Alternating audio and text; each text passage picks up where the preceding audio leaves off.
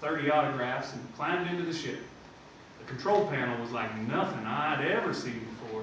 All the readouts were in some alien language, and the chairs and bulkheads felt kind of soft and almost lifelike.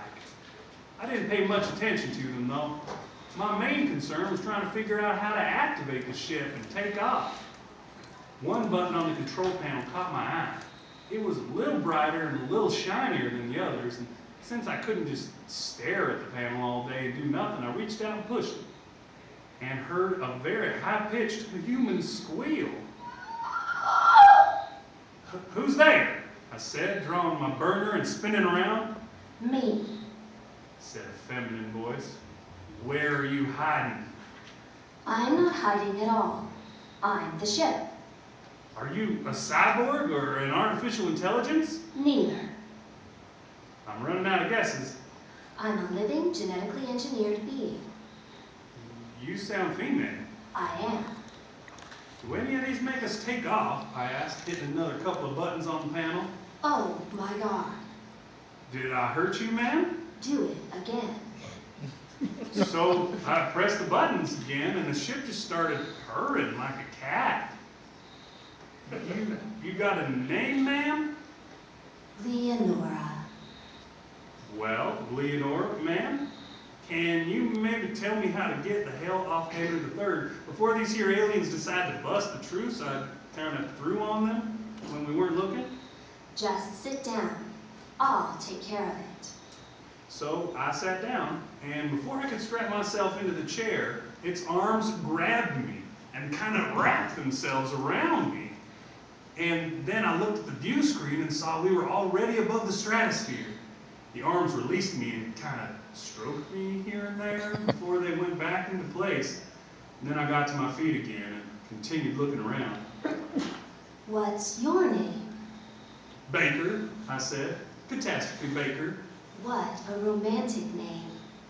"You really think so?" I always thought Hurricane Smith and Sundance Moondog grabbed up the really good names. I walked to the back of the cabin. "Where's the galley? I ain't eaten since before I landed on Henry III. A wall slid away.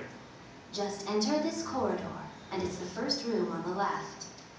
So I took a step into the corridor, and the ship shuddered a little, like it was going through a minor ion storm. I stuck my arms out against the walls to make sure I didn't fall down. "Oh, oh, oh, oh." "I'm sorry if I'm discommoded you, ma'am. I don't mean you no harm." "You're not doing me any harm." I could have sworn she was panting. Well, I kept walking down the corridor, and she kept saying, "Oh." with each step I took. And then I came to the room on the left, and I entered it. And sure enough, it was the galley, though it wasn't like any galley I'd ever seen before. There was a table and a chair right in the middle, and all kinds of incomprehensible controls and gauges along the wall. "What would you like, Catastrophe Baker?" "Maybe a sandwich and a beer if it's no trouble, ma'am." "No trouble at all. Do you see the glowing pink button on the wall, just to the left of the holographic readout?" "Yeah." "Just press it." "Don't I have to tell it what I want?" "Just press it." So I walked over and I pressed it. "Wow," purred Leonora. What do I do now, ma'am?" "Now you eat." "What I mean is, where's my food?" "On the table." And sure enough, it was. I sat down and started chewing on the sandwich. "You're so much more considerate than my last owner." "I ain't your owner, ma'am. I'm more like your borrower." "We would make such a wonderful team. Won't you consider it?" "Well, sure, if you want me to keep you." "Oh, yes." "Well, as long as we're man and ship, how about heading over to Barleycorn too?" "Done." As simple as that?